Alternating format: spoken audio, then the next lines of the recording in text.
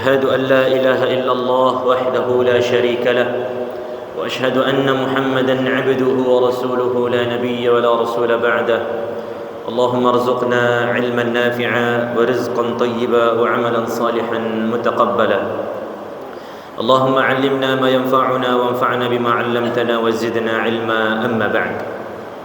Bapak Ibu, para tamu Allah, para undangan Allah, jemaah salat asar Masjid Taqwa Muhammadiyah yang dimuliakan Allah Subhanahu wa taala.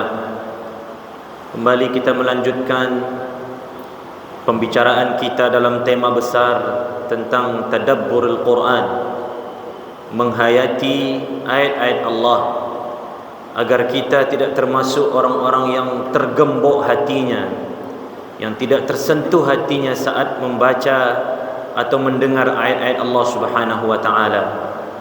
Dan tanpa mentadabburi Al-Quran, tanpa memahami Al-Quran, maka agaknya sia-sia rasanya banyak penghafal Al-Quran kalau sekedar menghafal saja. Makanya kita sampaikan kepada guru-guru Al-Quran, kepada para ustaz atau ustazah yang fokus menghafalkan Al-Quran kepada anak-anak didiknya, sampaikan kepada anak didik kita bahawa hafal 30 juz adalah tangga pertama untuk menuju tangga berikutnya. Memahami Al-Quran, lalu mengajarkannya, lalu mengamalkannya.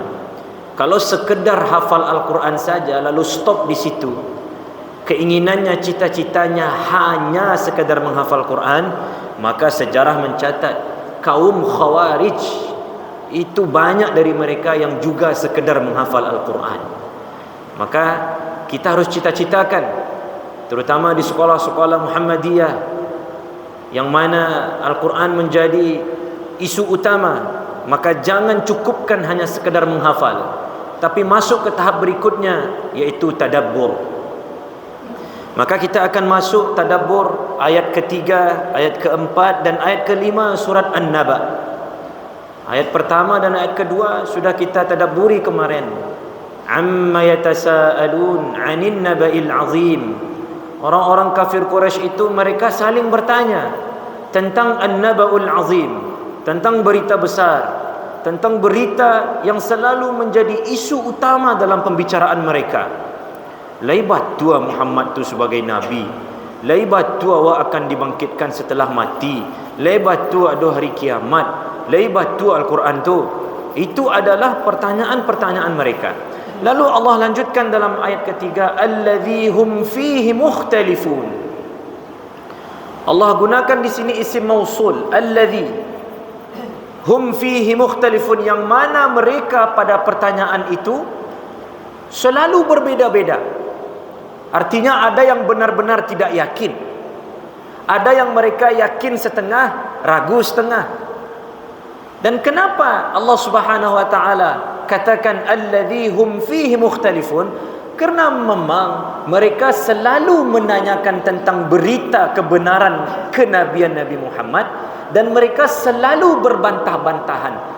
Allah Subhanahu wa taala ingin menunjukkan kepada kita bahawa mereka bertanya tentang kebenaran kenabian Nabi bukan untuk mengimani Nabi, tapi untuk mengingkari Nabi. Jadi ikut pertanyaan-pertanyaan ingkar. Lah subhananya tu. Tapi kalau pertanyaannya, apakah benar kamu ini Nabi? Bisa jadi itu tujuannya untuk beriman. Tapi ini pertanyaan mereka tujuannya bukan untuk mengimani, tapi untuk mengingkari. Laisu bana wak didian setelah mati. Laisu bana ada yaumul ba'ts. Laisu bananya Al-Quran itu wahyu dari Allah. Alladzi hum fihi mukhtalifun. Lalu Bapak Ibu dimuliakan Allah, para ulama mengatakan ini ada isyarat dari Allah untuk kita dalam kehidupan sehari-hari, bahawa janganlah kita pertanyakan sesuatu yang kalau tujuannya tidak akan menambahkan keimanan kita. Tak perlu kita tanyakan sesuatu kalau tujuannya atau nanti pertanyaan itu tidak akan berdampak kepada peningkatan amal soleh kita. Tak perlu ditanya. Tak perlu ditanya. Contoh yang sering kita lihat di media sosial, ada pertanyaan-pertanyaan, Ustaz, ketika Nabi Adam dan Hawa menikah, siapa yang menikahkan? Ustaz, ada pertanyaan, Nabi Muhammad sallallahu alaihi wasallam ketika Isra dan Mi'raj naik Buraq itu seperti apa, berapa kakinya? Ini kan kalaupun dijawab tidak akan menambah keimanan. Ustaz, apakah ayah dan ibu Nabi Muhammad masuk syurga? Ini pertanyaan yang kalau dijawab juga tidak akan menambah keimanan. Makanya dalam Al-Quran kata Allah, la tas'alu an asya'a in tubda lakum tasukum. Jangan tanyakan sesuatu yang kalau datang jawabannya kalian seorang yang susah. Memang Bapak Ibu dimuliakan Allah Subhanahu wa taala, Bani Israel itu sudah habis, tidak ada lagi. Tapi sifat suka bertanyanya Bani Israel agaknya masih ada di zaman ini. Ketika seorang guru mengatakan kepada murid-muridnya, anak-anak, besok hari Minggu kita berkumpul pakai kemeja. Selesai. Tapi ada murid yang bertanya, kemeja panjang atau kemeja pendek, Bu? Kemeja kotak-kotak atau kemeja garis-garis? Ini kemeja yang mereknya ini atau ini pertanyaan-pertanyaan yang kalau dijawab oleh ibu itu susah sendiri nanti. Okey, pakai kemeja garis-garis pendek mereknya ini, susah. Akhirnya dia sendiri mengatakan, "Dia tidak ada kami do, Bu. Alladzi hum fihi mukhtalifun." Mereka menanyakan sesuatu yang sebenarnya mereka bertujuan bukan untuk beriman, mereka hanya mengingkari. Makanya di ayat ke-4 dan ayat ke-5 Allah berikan kepada mereka zajar, Allah gertak mereka. Kalla saya'lamun, thumma kalla saya'lamun. Di dalam Al-Quran Bapak Ibu, kalau ada kata-kata kalla, itu adalah gertakan dari Allah, menggertak. Kalla, banyak dalam Al-Quran kata-kata kalla. Nah, di ayat ketiga kata Allah kalla saya'lamun. Lalu di ayat keempat thumma kalla saya'lamun. Siyaghnya, bentuk kalimatnya sama. Cuma di ayat kelima ada penambahan thumma. Tapi apakah makna ayat keempat sama dengan makna ayat kelima? Pastinya tidak. Setiap pengulangan kata dalam Al-Quran pasti ada makna yang berbeda. Pasti. Maka thumma kalla saya'lamun kata Allah, biarkanlah mereka saling bertanya, biarkanlah mereka menganggap remeh tentang kenabianmu, biarkanlah mereka mengingkari tentang yaumul ba'ats. Kata Allah, kalla saya'lamun. Allah gertak mereka, nanti mereka akan tahu. Kapan? Ini di ayat keempat ini kalla saya'lamun, mereka pasti akan tahu akibat dari pertanyaan mereka itu di dunia.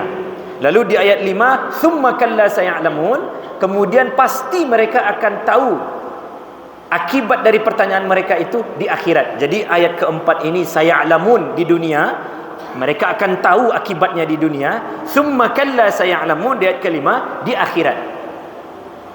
Di ayat keempat ini mereka orang-orang kafir Quraisy mendapatkan kekalahan di perang Badar, mereka mendapatkan kehinaan. Setelah Fathu Mekah, patung-patung dimusnahkan. Bahkan Bilal bin Rabah yang dahulunya dihinakan di depan Kaabah, setelah Fathu Mekah dia azan di atas Kaabah. Satu-satunya orang di dunia yang pernah azan di atas Kaabah, Bilal bin Rabah radhiyallahu anhu arda. Dimuliakan. Lalu kesyirikan, pengingkaran mereka dihinakan. Thumma kalla saya'lamun. Dan kelak di akhirat mereka juga akan tahu pengingkaran mereka itu akan berbuah kehinaan di akhirat, akan berbuah azab di akhirat. Dan ini juga teruntuk bagi kita Bapak Ibu dimuliakan Allah Subhanahu wa taala. Ketika kita berada pada yang hak, maka jangan takut, janji Allah itu pasti. Tetap berjuang dengan kesabaran, tetap berjuang dengan ilmu, maka musuh-musuh kita kalla saya'lamun